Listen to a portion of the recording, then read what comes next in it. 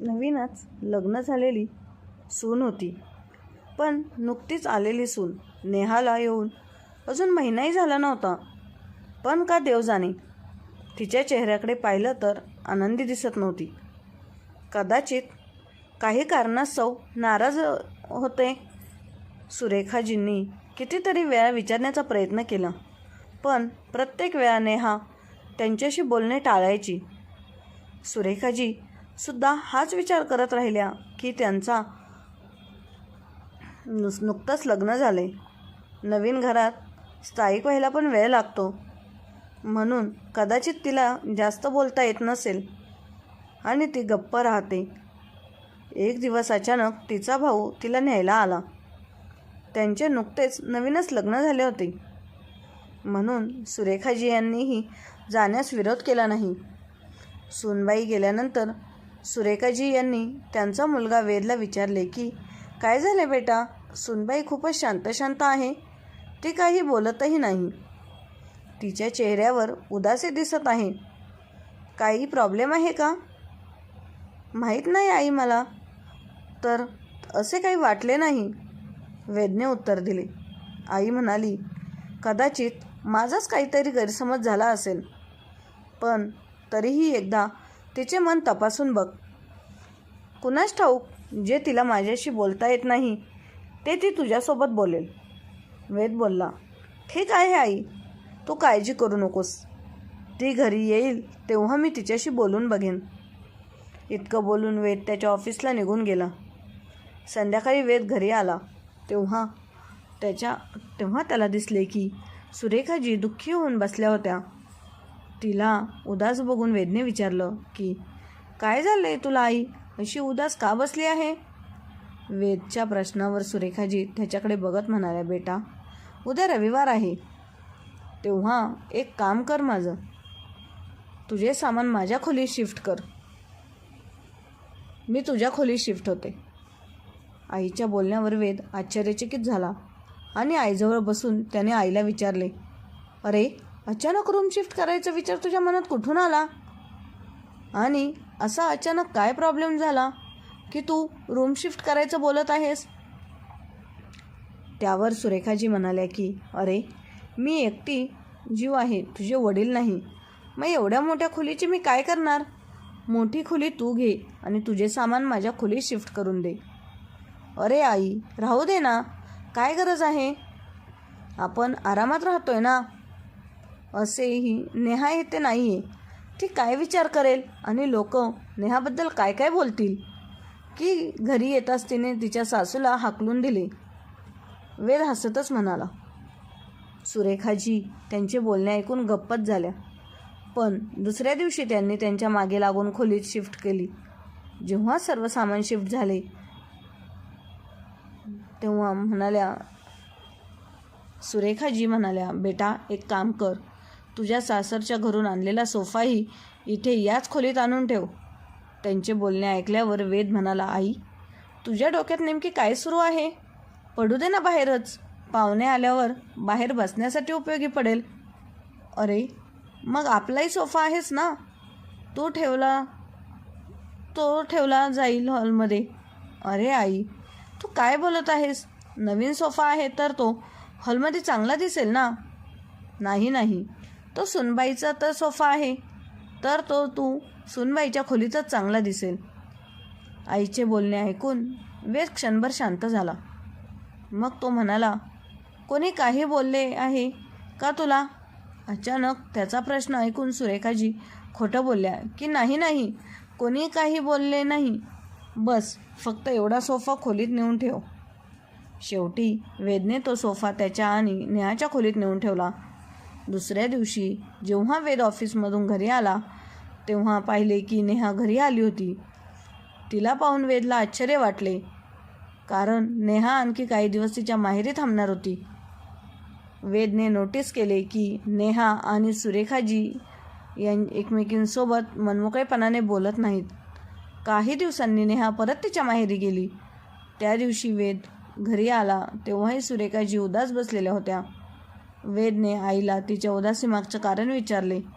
सुरेखाजी म्हणाल्या, बाळा, माझे पूजाघर ही माझ्या खोलीत शिफ्ट करून दे, म्हणजे मी सकाळी पूजा करत असताना तुम्हाला डिस्टर्ब होणार नाही.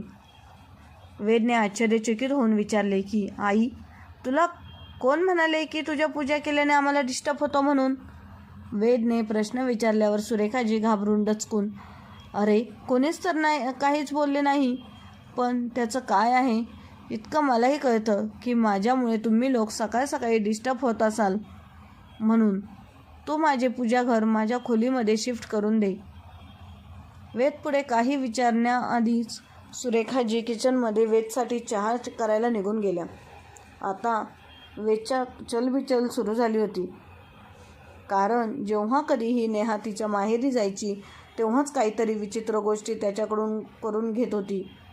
कारण याआधी नेहा माहेरी गेली तेव्हाच आईने जिद्द करून खोली एक्सचेंज करून घेतली होती, आणि आता परत नेहा माहेरी गेली आहे तेव्हाच आई पूजा घर ही तिच्या खोलीत शिफ्ट करण्यासाठी जिद्द करत आहे. आणि मी पाहतोय की नेहा घरी असते तेव्हा सासू आणि सुनेमध्ये कोणत्या तरी गोष्टींवरून तणाव असतो. नक्कीच काहीतरी गडबड आहे, पण आई मला काही सांगत नाही. तिथेच सोफ्यावर सुरेखाजी यांचा फोन पडलेला असतो. आईचा फोन चेक केला तर त्यात संध्याकाळी नेहाच्या आईचा फोन आलेला दिसतो. वेदला आता जास्त शंका येऊ लागली होती की नक्कीच काहीतरी गडबड आहे.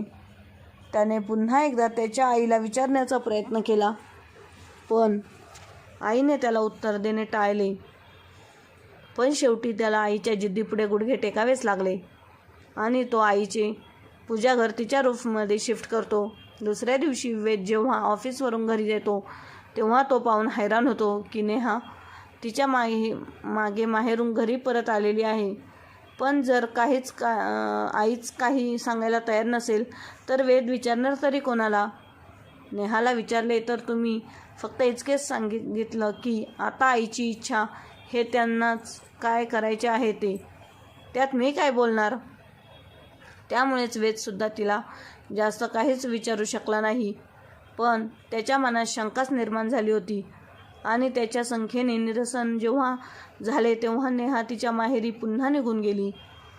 यावेळी सुरेखाजी यांनी वेदला सांगितले की नेहाने तिच्या माहेरवरून जो TV आणलाय तो तिच्या खोलीत नेऊन दे. हे ऐकताच वेद संतापला. हे काय आहे आई? हे काय चालवलंय तू? जेव्हा नेहा माहेरी जाते तेव्हा तुम्हाला एवढेच सांगत असतेस की हे इकडे ठेव, ते तिकडे ठेव. तुझ्या मनात नक्की काय सुरू आहे सांगशील का मला? वेदला असे संतापलेले पाहून सुरेखाजी यांच्या डोळ्यातून पाणी आलं आणि रडतच म्हणाले की बाळा, माझी तर एवढीच इच्छा आहे की तुम्ही दोघेही आनंदात राहा. तुमच्या आनंदात माझा आनंद सामावलेला आहे.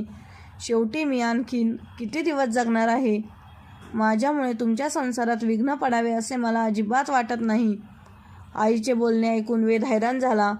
मग त्याने प्रेमाने आईला खाली सोफ्यावर बसवले आणि विचारले की आई, मला खरं खरं सांग, नक्की काय झालंय आहे? रडता रडता सुरेखाजी यांनी वेदला जे काही सांगितले ते ऐकून वेदच्या आईला असे रडताना पाहून तोही आतल्या आत रडत होता. पण तरीही त्यांनी तयारी करून आईला विचारले की आई, जोपर्यंत समस्या आहे ते हे काय सांगणार नाहीस तोपर्यंत त्या समस्यांचे निवारण कसे होईल?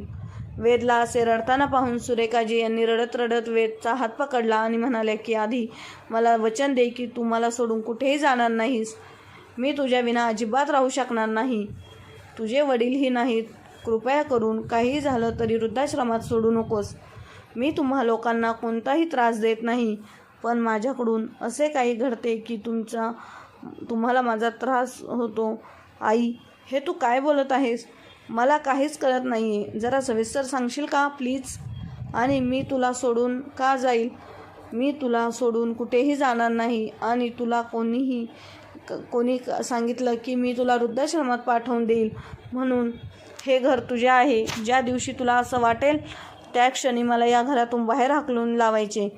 जेव्हा सुरेखाजी यांना वेदच्या बोलण्यावर विश्वास पटला तेव्हा सुरेखाजी सांगू लागल्या, तुला आठवतंय तुमच्या लग्नानंतर जेव्हा नेहाचा भाऊ अचानक न्यायला आला होता आणि तिच्या माहेरी निघून गेला? तेव्हा मला हेच वाटले की तिला कदाचित तिच्या माहेरच्या माणसांची आठवण येत असावी. पण ती गेल्यानंतर तिच्या आईचा फोन आला होता. तेव्हा मला कळले की नेहाने स्वतः तिच्या भावाला फोन करून बोलावून घेतले होते. तिची आई सांगत होती की मी हुंड्यात सर्व सामान माझ्या मुलीच्या आणि जावयाच्या उपयोगासाठी दिले आहे, पण तुम्ही हे सर्व सामान तुमच्या हॉलमध्ये ठेवून घेतले. फक्त एक बेड, कपाट, ड्रेसिंग टेबल तेवढेच तिच्या रूममध्ये ठेवले. असे करून तुम्ही सासू असल्याचा रुबाब दाखवत आहात का? आता तर तुमचे वय देखील झाले आहे. मग ते सामान स्वतःकडे ठेवून काय करणार आहात? मग कमीत कमी मुलांच्या इच्छेचा मान तर ठेवा. माझी मुलगी तुमच्या घरी जेव्हाच येईल, ज्या दिवशी ते सर्व सामान तिच्या रूममध्ये शिफ्ट कराल. आता मला तू सांग बाळा, तुमच्या त्या लहान खोलीत हे सर्व सामान ठेवणार तरी कुठे आले असते का? म्हणूनच मी तुला त्या दिवशी माझे सामान तुमच्या खोलीत शिफ्ट करायला सांगितले आणि तुम्हाला माझ्या खोलीत शिफ्ट व्हायला सांगितलं होतं. तेव्हा सूनबाईने तिच्या घरून आणलेले सामान तुमच्या खोलीत सजवले आणि नेहा घरी परत आली. पण दुसऱ्यांदा नेहा तिच्या माहेरी गेली तेव्हाही मला असेच वाटले की आता तिला तिच्या माहेरच्या माणसांची आठवण येत असेल. पण इथेही माझा गैरसमज झाला. पिहू तिच्या घरी पोहोचताच तिच्या घरून तिच्या आईचा फोन आला आणि म्हणाली की नेहाला माझ्यामुळे तिच्या संसारात अडथळा निर्माण होत आहे. बिचारी त्यांची मुलगी मला सांगू शकत नव्हती आणि तू माझा मान सन्मान ठेवत काहीच बोलू शकत नव्हता. याचा अर्थ असा की नाही की ते काही बोलत नाही म्हणून तुम्ही त्यांचा गैरफायदा घ्यायचा. तुम्ही तर सकाळी सकाळी तुमची पूजापाठ करण्यात बसून जातात, पण माझ्या मुलीची झोप मोड होते. हे बघा सुरेखाजी, समजा ते माझे कर्तव्य होते. तुम्ही तर आता कुठे नवीन सासू झाल्या आहात, पण मला 2 सुनांचा अनुभव आहे. पुढे तुमची इच्छा. आता त्यांनी त्यात कुठे तुझेही नाव घेतले, म्हणून मला असे वाटले की कदाचित तुझी सुद्धा हीच इच्छा असेल, म्हणून मी तुला सांगून पूजा घरसुद्धा शिफ्ट करून घेतले. पण आज फक्त एका टीव्हीसाठी त्यांनी मला किती काही ऐकवले. बोलता बोलता सुरेखाजी ढसाढसा रडू लागल्या. त्याच्या आईला गप्प करण्याचा प्रयत्न करत राहिला, पण आई रडतच होती. तेव्हा वेद किचनमध्ये गेला आणि पाण्याचा ग्लास भरून घेऊन आला आणि आईला पाणी देत गप्प करत म्हणाला, आई, काय म्हणाले ते लोक तुला? मला सगळे काही सांग. मलाही बघायचं आहे की कोण कोणत्या हद्दीपर्यंत जाऊ शकतो. शेवटी थोड्या वेळ थांबून सुरेखाजी म्हणत होत्या की या वयात कोणत्या मोहमायाच्या जाळ्यात पडलेले आहात. मी तो टीव्ही हुंड्यात माझ्या याकरिता दिला आहे की माझी मुलगी आणि जावई त्यांच्या खोलीत बसून आरामात पिक्चर पाहतील. त्या लोकांना त्या टीव्हीचा तर बिलकुल फायदा नाही. तुम्ही तो टीव्ही तुमच्या हॉलमध्ये ठेवा. तुम्ही त्या टीव्हीवर तुमच्यासाठी सत्संग लावून ठेवता. तुम्हाला काही कसं कळत नाही की त्यांनाही त्यांचं आयुष्य आहे. पण त्यांच्या डोक्यावरून पाणी गेले तर ते दोघे तुम्हाला एकटीला सोडून त्यांच्या दुसरीकडे बंदोबस्त करून घेतील, नाही तर तुम्हाला वृद्धाश्रमात सोडून येतील. पण शेवटी माझ्या मुलीचे नाव खराब होईल. आता मला तू सांग बाळा, मी त्यावेळेसही तुला एवढेच म्हणाले होते की टीव्ही तुमच्या खोलीत लावून घे, पण तूच नाही म्हणाला होता. मग त्यात माझा काय दोष? आता जेवण कधी तिच्या आईचा फोन येतो किंवा नेहा तिच्या माहेरी जाते तेव्हा मला आतून खूप भीती वाटते की आता पुढे काय होणार आहे. तुझे वडील मला सोडून गेल्यानंतर मी तुला कसे वाढीस लावले हे मलाच माहीत. आपले सर्व नातेवाईक सोडून गेले होते. असं वाटलं होतं की माझं आयुष्य खूप संघर्ष करण्यात गेलं आहे, तर किमान तुझ्या लग्नानंतर तरी मला सुख मिळेल. पण खरं सांगू का, आता मला खूप भीती वाटत आहे. बोलता बोलता सुरेखाजी यांचे हातपाय थरथर कापत होते. आईची अवस्था पाहून वेदला त्याच्या आईची दया येत होती, प्रमाणात राग येत होता. काय अवस्था करून ठेवली आहे त्या लोकांनी माझ्या आईची. असे तसे स्वतःच्या रागाला कंट्रोल करत वेद त्याच्या आईला हिंमत देत म्हणाला की तुला माझ्यावर अजिबात विश्वास नव्हता का? तू आधीच सुरुवातीलाच मला या सर्व गोष्टी सांगायला हव्या होत्या ना. उगाच टेन्शन घेत बसलीस. जर हे सर्व मला सुरुवातीला सांगितले असतेस तर आतापर्यंत त्याच्यावर काहीतरी तोडगा काढला असता. नाही बाळा, तिची आई ज्या पद्धतीने बोलत होती मला वाटले की तुझीही याला सहमती असावी. एक दोनदा मनात विचार आला की तुला याबद्दल विचारू. मग विचार केला की सामान शिफ्ट केल्याने जर सगळे प्रॉब्लेम्स सुटत असतील तर त्यात गैर काय आहे. पण यावेळी तिची आई जरा जास्तच बोलली म्हणून मनाला लागलं. सुरेखाजी यांनी सर्व काही आपलं मुलगा वेद याला सांगितलं. त्या जर जास्त काही बोलल्या नसत्या तर कदाचित तू मला काही सांगितले देखील नसते. पण काही हरकत नाही, उशिरा का होईना शेवटी कळले तर. आमच्यासोबत काय होत आहे तू काळजी करू नकोस आई, आता याचा लवकर निर्णय होईल. वेदचे बोलणे ऐकून सुरेखाजी घाबरतच म्हणाल्या की नाही नाही बाळा, असे तू कोणतेही पाऊल उचलायचे नाही ज्यामुळे कोणती समस्या उभी राहील. माझ्यामुळे तुझ्या संसारात कोणतीही विघ्न उभी राहू नये एवढीच इच्छा आहे. आई, घर संसार कोणत्याही एका व्यक्तीच्या भरोसे चालत नाही, त्यात दोघांचाही समान योगदान असतं. पण इथे तुझ्या सुनेचं अजिबात योगदान नाही आहे, तर तुला तिच्याच भाषेत उत्तर द्यायला हवं ना. माझ्यावर विश्वास ठेव आई, या नात्याला मी पुन्हा एकदा संधी देत आहे. नाही तर ज्या पद्धतीने हे नातं आहे ना त्यापेक्षा तुटलेलं बरं. कारण आयुष्यभर दुःख सहन करत बसण्यापेक्षा एकदाच दुःख झालेलं कधीही चांगले. तुझ्या मुलावर विश्वास ठेव. उद्याचा दिवस काहीतरी वेगळी कहाणी घेऊन येईल. दुसऱ्या दिवशी सुरेखाजी जेव्हा उठल्या तेव्हा पाहिले की वेद त्यांच्या आधी उठलेला होता आणि फोनवर कोणाशी तरी बोलत होता. थोड्या वेळाने सुरेखाजी चहा बनवून घेऊन आल्या आणि दोघेही सोफ्यावर बसून चहा प्यायले.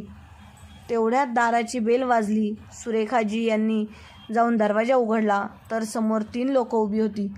सुरेखाजी यांनी हैराण होऊन त्या लोकांना विचारलं की तुम्हाला कोण हवं आहे.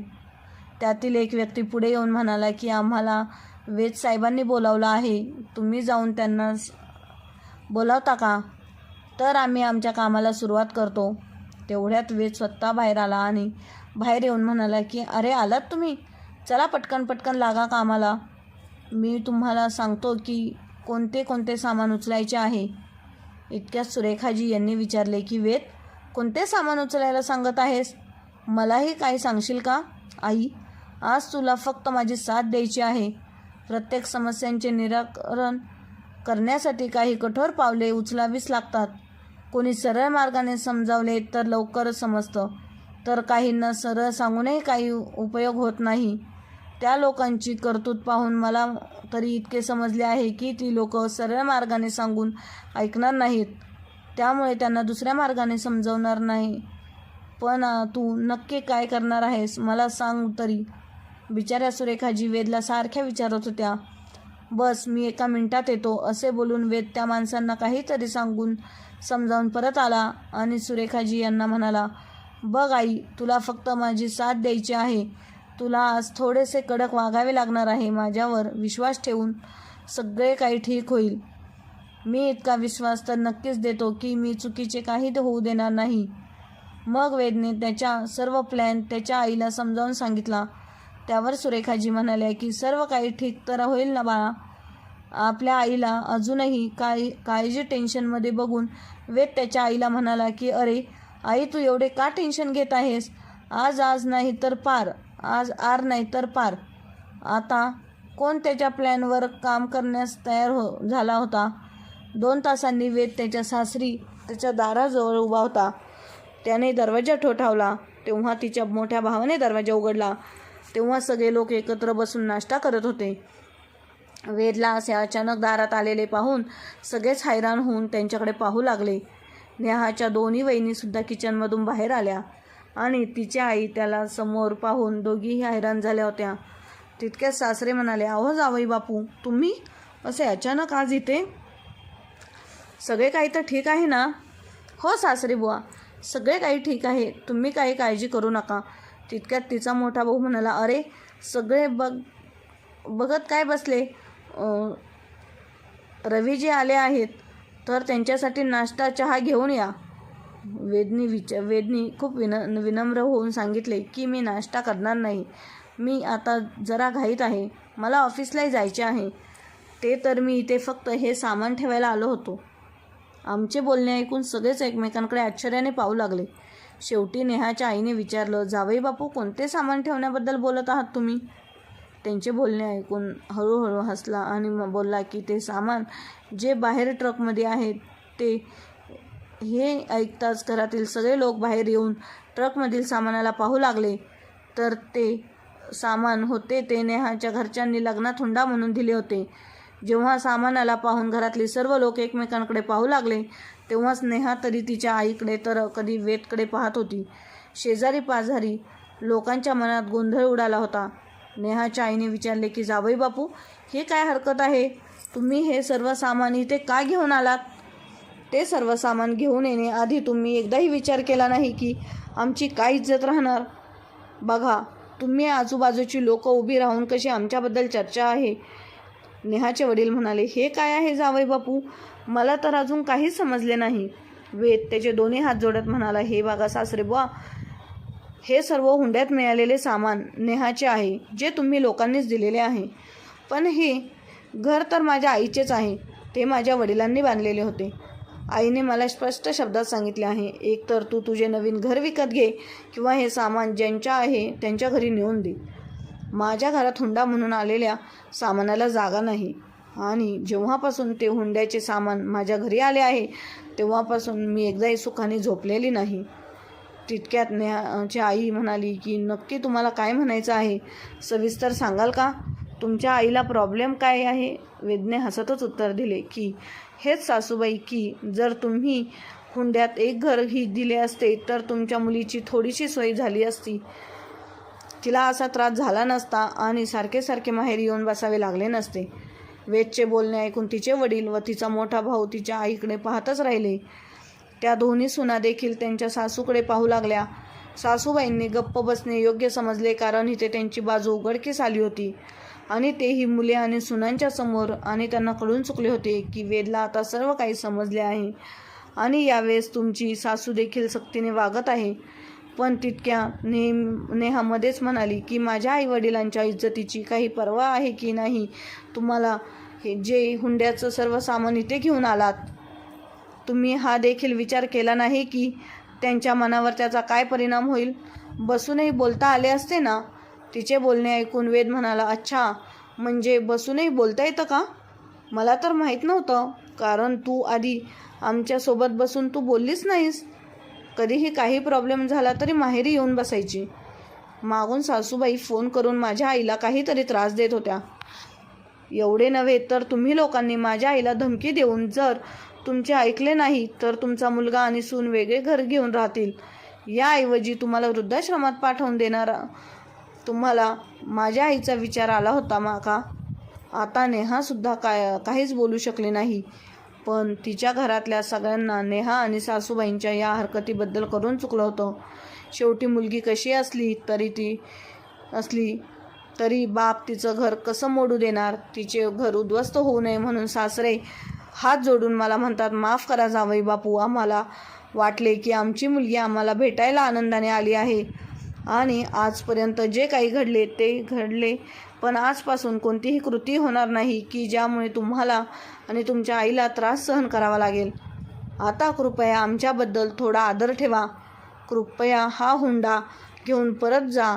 हात जोडून उभ्या असलेल्या सासऱ्यांना पाहून वेदने त्यांचा हात हातात घेतला आणि म्हणाला, माफ करा बाबा, मला हे सगळं करायचं नव्हतं. पण काल रात्री आईला रडताना पाहून हे पाऊल मी उचलले.